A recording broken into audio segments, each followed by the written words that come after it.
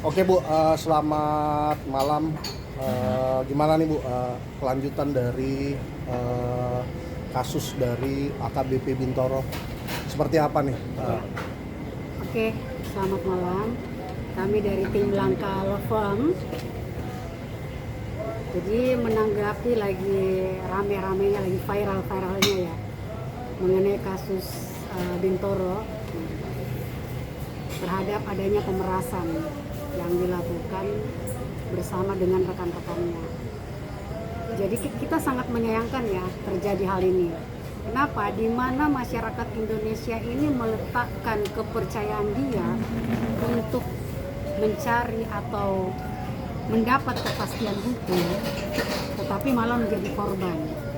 Yang seharusnya dalam hal ini sesuai dengan moto Polri nih, sebagai pengayom dan melindungi masyarakat, tetapi malah menjadi pelaku yang sangat meresahkan dan membuat masyarakat tidak percaya lagi dengan institusi akibat pula oknum-oknum seperti ini. Dan saya sangat yakin bobroknya citra Polri saat ini oleh pula oknum-oknum ini bukan hanya terjadi di Polres Jakarta Selatan aja. Saya sangat yakin, karena saya melihat, saya sebagai praktisi hukum mendapati beberapa perkara-perkara dan mendapati beberapa orang-orang yang posisi dia tidak bersalah tetapi bisa ditetapkan menjadi tersangka, dan ada juga posisi dia sebagai korban tetapi hak hukumnya tidak didapatkan, tidak ada kepastian hukum terhadap perkaranya. Itu banyak yang mana ujung-ujungnya karena persoalan duit, ujung-ujungnya duit. Nah, ini kita sangat sayangkan ya. Nah, dengan adanya viralnya kejadian Bintoro ini yang benar-benar menguak di publik, seperti yang saya katakan tadi, bahwa sebenarnya ini hanya salah satu perbuatan yang terbongkar oleh oknum tersebut. Dan saya berharap kepada Bapak Presiden, kepada Bapak Kapolri,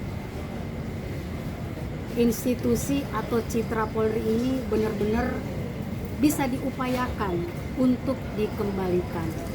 Bisa diupayakan saat ini untuk diletakkan sebagaimana mestinya fungsinya. Orang-orang yang berada di dalam institusi ini benar-benar bisa mengayomi masyarakat.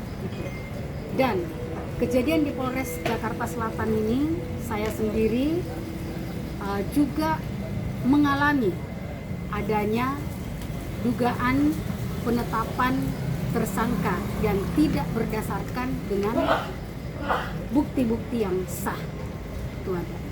Dan hal ini sempat kami lakukan, ada aksi yang kami lakukan untuk menanyakan hal ini. Kami berharap bahwa orang-orang atau masyarakat yang menjadi korban-korban daripada ulah-ulah oknum-oknum di kepolisian ini itu bisa terwadahi, ada wadah nih, atau mereka bisa terfasilitasi untuk pengaduan. Jadi pengaduan ini sifatnya kalau bisa itu di setiap daerah ada. Orang-orang yang tidak terakomodir atau tidak mendapatkan hak hukumnya atau terjadi kriminalisasi yang dilakukan oleh oknum, ini ada wadah yang sifatnya sangat cepat merespon. Bisa kita bayangkan, seseorang yang tidak bersalah apabila ditetapkan jadi tersangka lalu menjalani semua proses penahanan dan segala macam, apabila dia merupakan tulang punggung keluarga, itu kira-kira bagaimana? Ya kan? Itu apa yang akan terjadi? Seperti itu. Kalau yes, emang dia berbuat, ya itu emang sudah ada ketentuan hukum yang mengatur, ya kan? Tetapi apabila orang yang tidak bersalah lalu ditetapkan menjadi tersangka, itu yang sangat kita sayangkan. Jadi kita berharap bahwa institusi Polri ini tidak menjadi institusi dagang. Mohon maaf, saya agak sedikit kasar menyebutnya. Kenapa? Ketika orang mau membuka laporan aja, ini kan udah bukan rahasia umum ya. Udah banyak juga yang terungkap dengan adanya medsos yang dimana masyarakat ini benar-benar bisa mempublish sesuatu yang mungkin selama ini terkesan ditutup-tutupi atau masyarakat masih agak takut. Alhamdulillah sekarang masyarakat sudah dengan full power bisa menyatakan sikap dan tindakan terhadap adanya perbuatan kesewenang-wenangan yang dilakukan oleh oknum-oknum. Jadi kita berharap bahwa institusi Polri ini atau institusi penegakan hukum lainnya tidak menjadi institusi dagang, tapi benar-benar bisa dikembalikan fungsi yang sebenarnya. Kita melihat banyak peraturan-peraturan yang sebenarnya ini bisa meletakkan bagaimana antara pelaku dan korban ini bisa diselesaikan perkaranya tanpa ada menggunakan hal-hal yang bersifat mengarah ke unsur pemerasan atau adanya kewajiban-kewajiban yang sifatnya berbau duit yang harus disiapkan untuk menyelesaikan perkara. Yang mana itu tidak mengakomodir kepentingan perkaranya, tetapi lebih mengakomodir kepentingan oknum-oknum seperti itu. Bu, bisa dijelaskan lebih detail Bu kejanggalan apa yang dilakukan oknum polisi terhadap klien beberapa klien ibu, kan ibu bukan satu aja yang dirugikan. Ya benar. Jadi gini, sebelum saya menyimpulkan bahwa klien saya tidak bersalah ini, kita ini praktisi hukum kedudukannya kan sama antara jaksa, hakim, polisi, dan lawyer. Ini 4 pilar nih. Jadi kita pun tahu dan mengetahui apa yang menjadi pokok perkara, kemudian bukti apa yang terpenuhi dalam unsur dugaan yang disangkakan atau yang dilaporkan kepada klien kami. Kita juga mempelajari berkas itu. Dan kejanggalan-kejanggalan yang kami temukan itu saya kasih contoh nih. Sering dilakukan penetapan tersangka bukan berdasarkan 2 alat bukti yang sah. Itu perlu digarisbawahi ya. Bukan berdasarkan 2 alat bukti yang sah, tetapi karena ada kepentingan. Baik itu kepentingan antar siapa atau kepentingan karena ada kewajiban yang biasanya sejumlah uang yang harus disiapkan. Itu sudah bukan rahasia. Bu, terkait dari korban-korban sendiri seperti apa sekarang ini? Sempat Ibu pegang korban dari situasinya seperti apa sekarang ini korban-korbannya? Jadi gini Bang, beberapa korban-korban ini yang datang ke kami mempelajari dokumennya dulu. Terus kami mempelajari bukti-bukti berdasarkan fakta-fakta hukum dari peristiwa itu. Dan kita mengupayakan upaya hukum lain. Contoh nih, ada perkara yang sebenarnya ini terkait keperdataan, tetapi harus dipaksakan ke pidana. Bahkan ada perkara klien kami posisi korban tetapi harus menjadi tersangka. Itu ada. Nah, itulah yang sangat disayangkan. Nah, sehingga upaya yang dapat kami lakukan untuk supaya masyarakat ini atau klien-klien kami ini bisa mendapatkan hak hukumnya, kita melakukan upaya hukum lain.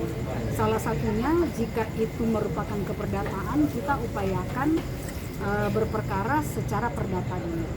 Supaya apa? Supaya material yang digunakan baik oleh dalam proses penyidikan ataupun nanti ini akan menjadi material dalam tuntutan itu sudah diuji di pengadilan. Itu sehingga ini benar-benar material ini atau bukti-bukti ini benar-benar sah. Seperti itu. Bu, motifnya seperti apa sih Bu sampai dengan korban ini mengakui kesalahannya sampai bisa dijadikan tersangka oleh Oke. Jadi saya sempat beberapa kali menanyakan kepada penyidik, itu kan hak kita kan sebagai kuasa hukum, ya kan, terkait perkara klien kami, terkait perkara yang dilaporkan, terus apa yang menjadi dasar bukti terhadap penetapan tersangkanya klien kami. Dan yang sangat disayangkan itu tadi bahwa seringnya dilakukan penetapan tersangka tidak didasarkan pada 2 alat bukti yang sah. Gitu. Yaitu tadi di situ hanya ada kepentingan atau ujung-ujungnya karena ada sesuatu yang harus dibayar. Seperti itu. Bu, kedepannya ada rencana juga nggak sih membuat suatu menjadikan wadah agar masyarakat juga yang selain klien ibu ini mengadu?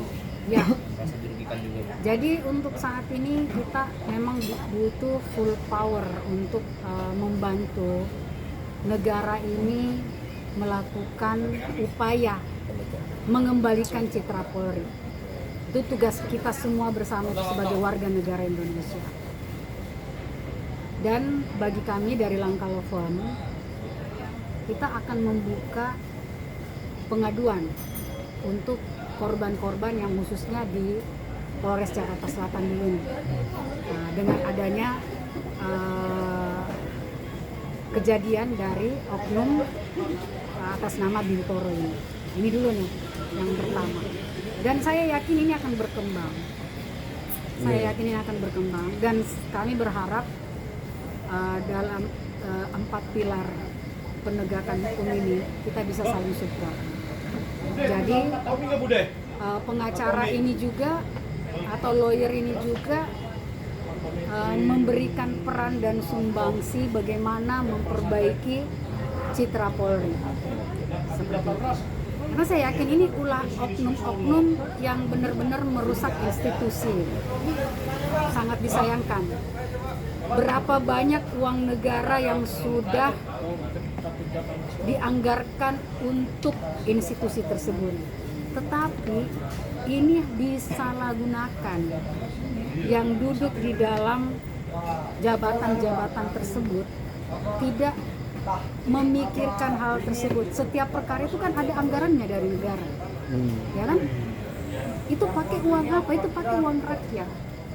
Nah, kalau kemudian itu disalahgunakan, itu kan bisa dikategorikan sebagai korupsi. Seperti itu.